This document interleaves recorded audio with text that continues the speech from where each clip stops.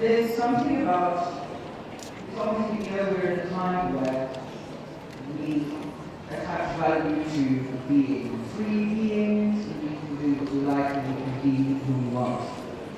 But please just have a spine and be respectable. If you don't have a spine, well then, get one.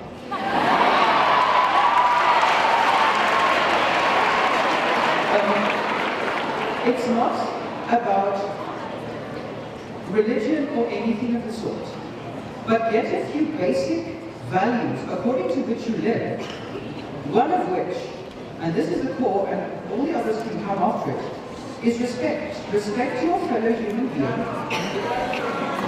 Even respect what is not human, such as this lovely canine beside me. Respect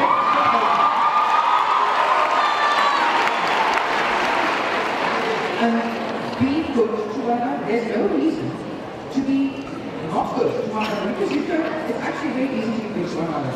It's very, very easy. It's quite natural. I don't know whether it's like that for everyone, but I suspect I would have put an awful lot of thought into being evil. So, it's really very simple to be good. And if we can just all have the spine to be good, have the self-control to be who you really should be, then be it. It's not so difficult. Please. And thank you.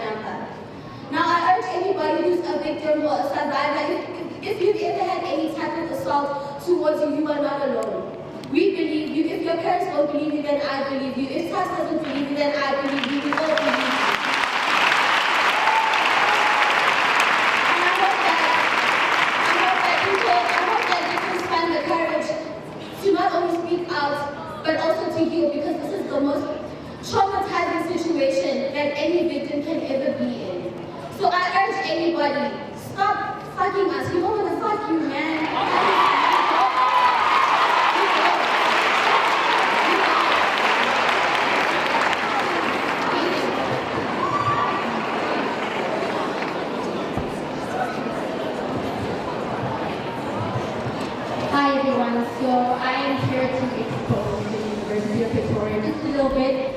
security services. When this year began, I was assaulted by a guy in my class, I think once or twice. And when I went to go and report this case, there was this white man. He's the manager at security services, and he sexually harassed me. And then on the 13th of August, I received an email from security services telling me that my case has been sealed because I don't have a witness who can corroborate the fact that I was assaulted by this man.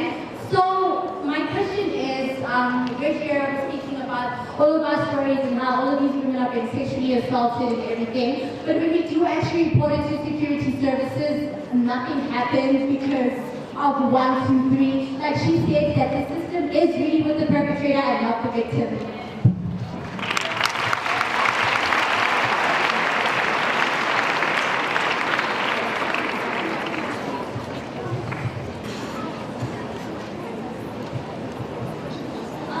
Hi everyone, this is very nerve-wracking, so please bear with me. I admire all the brave women and men who decided to come and stand before you and share their experiences and their truths with you. One thing I noticed on that list that is being sent to the university is that there is a lack of mentioning of the security guards. And to my opinion, I believe the security guards need to be reevaluated, because if I need to hear name date one more time, I'm going to shut myself.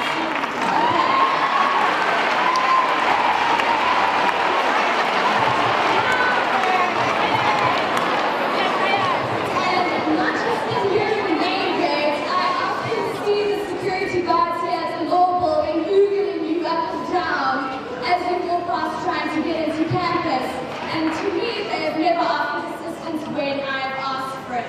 So that's the only point I would add in personally. Second, I would like to say, please be very careful in terms of rape and molestation and everything. Be especially vigilant of exploitation. I was 18 years old, I did not have a roof over my head, and I had to pay rent in a form of sex. Please speak up and stop being nice because you think it will help the other person to be okay. It is damaging, it is traumatizing, and I was sitting here in the line, in the audience, in the law library when I heard about this, crying myself wet because I couldn't believe that this is actually happening on university grounds, even though I was aware of it. So please, be knowledgeable about exploitation and stop being nice because you think it will save the other person some dignity. Stand up for yourself, because that's all you can do. And if you can't, get somebody to rally with you. Okay, thank you so much everyone.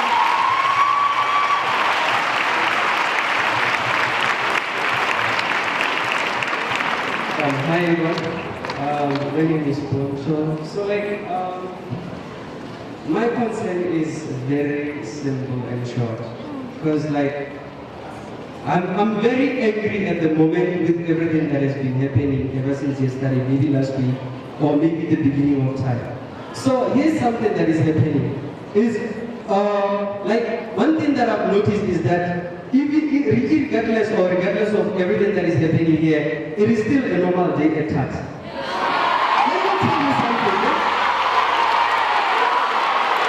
Let me tell you something. There are students right now who are attending class when we're supposed to be gathering here. There are students who are going to be writing to me.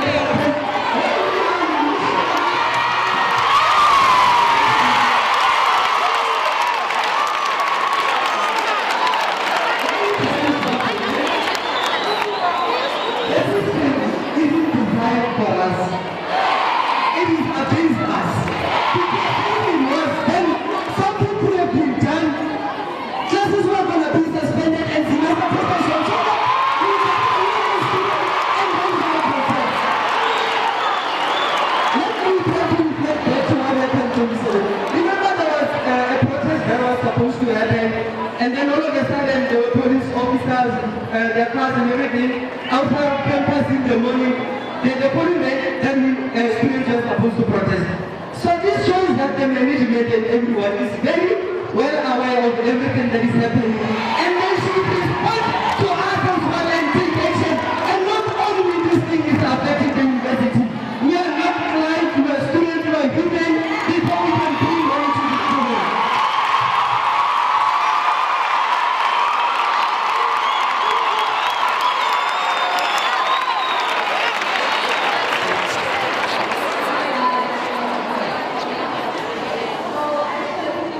I shared about my fellow women this morning. How many more of my sisters will have to be raped, murdered, abused, and harassed for you to realize there's a problem? How long will it take for you to admit that men still believe our bodies do not belong to us, but to them? That we are merely trophies to be set up on display for prying eyes who had no business looking at us in the first place? How long will we have to walk in our streets with our fists clenched, head down, keep your eyes to the ground, but look around? Who's following you? Is there someone approaching? Walk faster. Run. Make eye contact, but not too much eye contact. Don't send up the wrong message, but what is the right message? Keep your pepper spray handy. Keep your keys between your fingers, ready to jab if he attacks. Go for self-defense classes, but still be careful. Stay inside, you're safe there, but you're also not. You could be in your house. Go outside, but don't be alone. You're not safe there. You can be anywhere. Cover up, but even if you do, you might still get hurt. How long do we have to keep being afraid? How long will they keep hurting us? How many more times must our thighs be ripped apart forcefully by some man who believes he had every right to? How long do we have to feel unsafe just because we were born with the pronoun she? My sisters have suffered a great injustice today. Every day, Jessie, Nene, the little girl who was abducted, the grade 7 girl who was found raped and murdered in her grandmother's backyard. I'm sorry this country did nothing to help and protect us. I'm sorry this university did nothing to help and protect us. I'm sorry that some men believe our bodies are worthless. I'm sorry that your blood had to be shed in order for us to start making some noise. We acknowledge a war for women exists.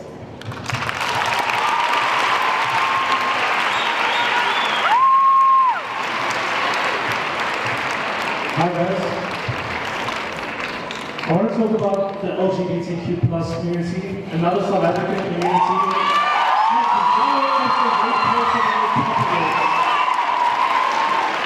When I was in grade 11, I was raped by a man 10 years older than me. I was only 17 at a house party with people that I thought I trusted. And when I went to the police, they just looked at me and laughed because how can a man get raped by another man? How? Because you, yourself as a gay person, are not a man. You're viewed as a woman. So why are we living like this? I know women, I know lesbians who have been, who have been correctively raped, homophobically raped actually, just because they do not like men. I have been raped because I do not like women by another gay man. And this was at a time when I didn't even know who I was. I didn't know that I was gay until afterwards. And I had to go through that. I had to go through the transition of not knowing who I was to realizing who I was with a person that I hated because I did not love them and they took away my virtue. They took away my ability to be able to be in a relationship for a longer period of time. And it's only now that I'm able to actively be in a relationship with a man because I found my safe space.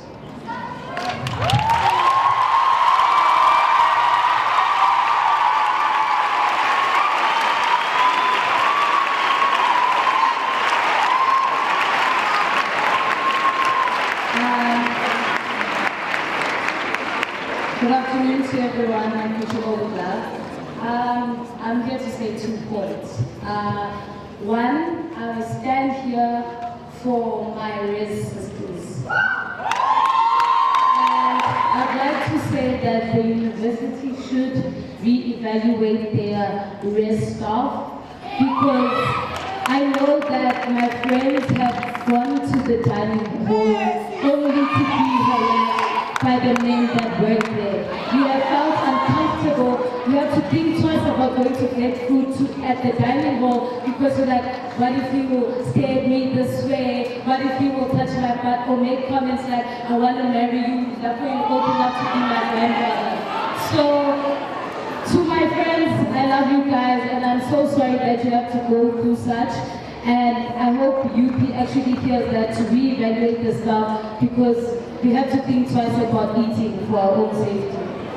And secondly, to everyone that knows me, knows that I've been scared my whole life. Like I've always been paranoid that one day I will just be walking down the street and then some man that I don't know will find me attractive and do whatever he wants. And I've always, I hate walking alone because of this. And all my friends know that I want to be accompanied every single place. And also another thing for me that makes it worse is because I'm disabled. So you just grab my one hand and it's over for me. There's no other chance for me. My legs will probably not reach your head. So that makes me extra paranoid. So I just want to say to everyone that, well, to all the guys out there, please learn to control yourself. Instead of us going to self-defense classes, you should go to self-control classes.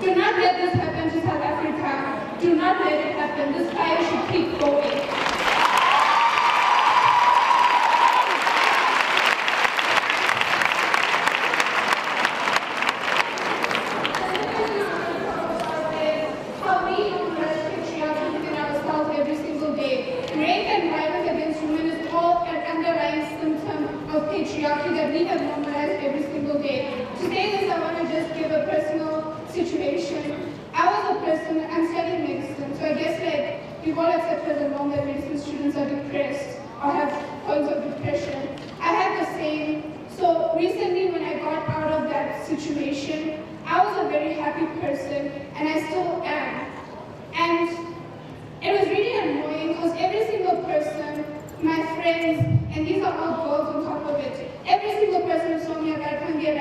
Why are you so happy? Do you have a boyfriend?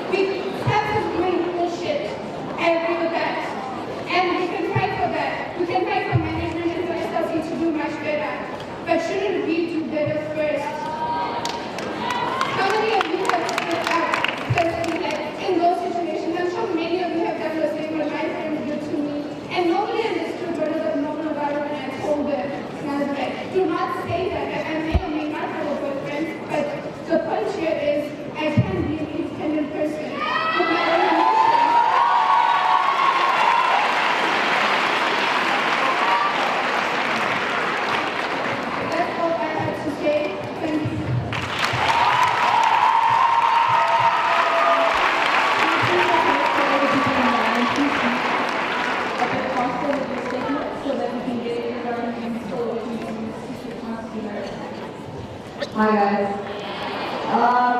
I want to address two issues. The first one is in relation to the LGBTQI community. It seems that when certain people in society, especially those who identify as heterosexuals, are assaulted or raped, then there's an uproar. Whereas we're all aware that in the past, even in our black communities, that there are instances where black queer bodies are raped and assaulted under virtue that they have a certain sexuality. So I think we need to be able to admit to our own privilege as heterosexual people, and then at the same time use the same momentum that we've built up to also address other issues in relation to other marginalized bodies. Secondly, I want to speak to the issue of people who are in positions of power, whether it be in societies, political structures, or even in the SRC, who have been named to have been the perpetrators in relation to these issues. As someone who exists in those spaces with those people, I want to stand here today and say we have failed you. We have failed you because we allowed for that behavior to continue, and our silence implied that we were complicit in that behavior.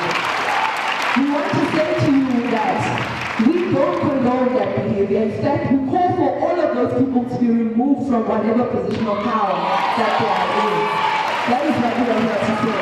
And also, we want to also say that even us in those spaces are victims of that patriarchy. We are victims of the sexual assault. So we need you now more than ever to support us, and we'll support you. Thank you very much.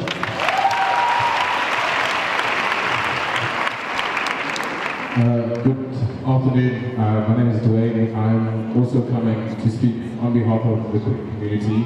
But my direction is specifically targeting a petri dish of rape culture at our institution, which is tax-res and all the residences affiliated with it. We've often escaped the conversation that the men's residences especially become chambers of rape for people who can just get locked in those rooms, people who are just taking their art to go into the strip, people are taking advantage of. This is not only women, this is other queer boys in those residences who are forced to be locked in their rooms so that they can be gang raped by multiple of the hardcore members, seniors, and as soon as they want to speak up about this, what ends up happening is they threaten them with you're going to be excluded from the residence, we'll kick you out. They threaten them with homelessness, they threaten them with all kinds of assault, to the point at which there are management individuals in that same tax res who are protecting those people and who are also perpetuating it themselves. And what we need to make sure we do, if we try to do it before, we will go and change the policies, the protocols, and the systems in which those residences run, how placement works, making sure that it's sure people identify as being queer, that they possibly be moved into safer spaces, but creating policies that make sure that they have a right of recourse. When they don't, their first point of call is not going to probably someone who's going to protect the rapist in tax rates because they have to go to tax rates first, and they have to fight battles to try and even get to legal services, who then laugh at their case by the time it gets there. This is not just queer bodies in those residences, these are females in those residences. The biggest challenge this university has is fighting college, is fighting Tigers, or whatever those names is. It's fighting all of those breeding grounds where they have the rapists who cheer each other on and make sure that they can bring them those schools home. They can roofie them. There's review culture in those kinds of residences. We need to fight tax rates. We need to find those male residences. They're probably the biggest breeders of rape at this university.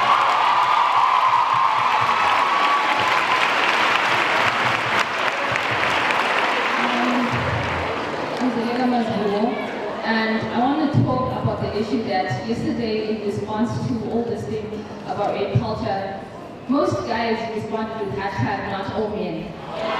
And I think it's really problematic because it's not the fact that not every man is a rapist, it's the fact that every woman has been victimized in one way or the other. Every woman knows another woman who has been assaulted or harassed. Not all men, but enough men that this is the problem. Enough men that are scared to walk the streets. Enough men that we can't even feel safe at a fucking post office. So all we're asking for is that we don't need men to protect us. We need men to stop protecting each other.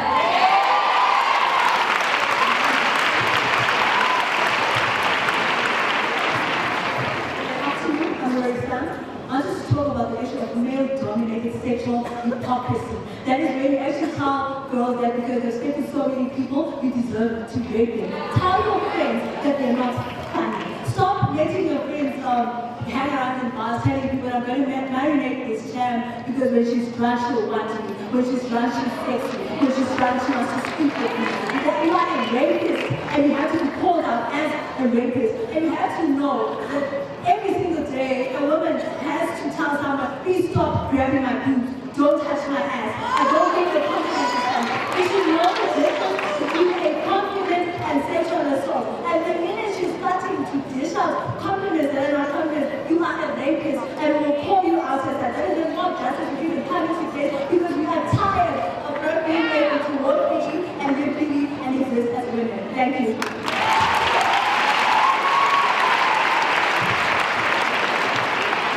Good evening, my name is Tshepang and I'm a straight man. And I cannot claim that I've been raped, nor can I claim that I understand the trauma that rape victims go through. And I think that's something that we as men need to acknowledge, that we don't understand the emotion that goes into things like rape. And not even just men, sorry, forgive me, people who have not been raped. We can't claim to understand what's happened, but that being said, I'd like to propose something, I have a suggestion. Maybe if we stop telling our girls that they must walk in groups or that they must not wear short clothes, and we start telling our boys to stop raping, we get somewhere. Because, I mean, it's all good and well to attack a rapist, right? But if you don't attack the rape culture, there'll be more rapists. So what we need to do now is attack the culture and the rapist will cease to exist. That's just my suggestion. What's in Jabafazi?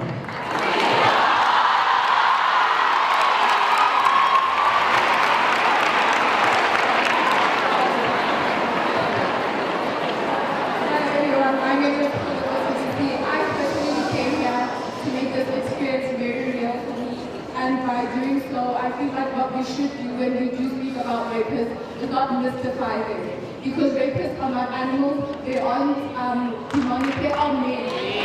So by mystifying them, it's also us protecting them. And then expecting women to, because the conversation on social media yesterday was, we don't know these people, we don't know of these people. And I feel like that's bullshit, by the way. So by expecting women to teach men on how not to do whatsoever, and nothing is bullshit, by the way.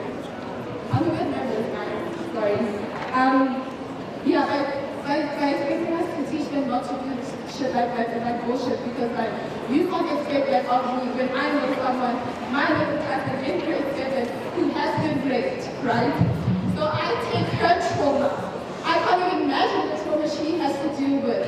So how can you ask me to come and educate you, the person who did not do the research, when I'm still trying to understand my cousin's trauma when she doesn't have measurements to even understand her own trauma. You can't ask that of me. It's up to you to do something about it. If you want to know, you know who's fucking raping us. You know who's the problem. So do something about it.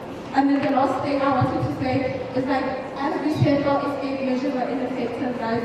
Like we should know that, like, and stop telling us that we should buy tasers and shit like that. Because on my way to buy that taser, on my way to get that pepper spray, I might not come back the way Nene did not come back from the post office.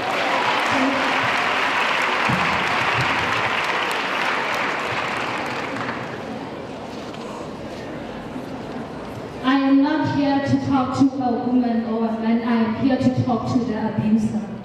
I am here to talk to an animal named a human being. I was raped. I was molested. I was beaten up and I was left with an illness. I was left with an illness, a neurological disease called epilepsy because of an animal called a man. He beat me up until I had to develop this illness. Now here's the thing. Our sisters judge us for being around men. They call us names for sleeping around. Now already they feel like they're entitled to decide who we should sleep with and who we should not sleep with. Those are our sisters. And these men call us bitches for refusing, for denying them sex, and for denying exactly, they call us bitches for not agreeing on having sex with them. Now I will keep it brief, however I do not know how, because I'm left with memories that will never shift. I am left with a scar. I ran to the doctor. He also wanted to rape me and he blamed it on me. He said I did it. He said I did it because I'm sexy. A man raped me not only once but for months until I got pregnant, and he forced abortion pills onto me. I had to lose the child. I was only 12 years old. I knew nothing. I knew no man at that time.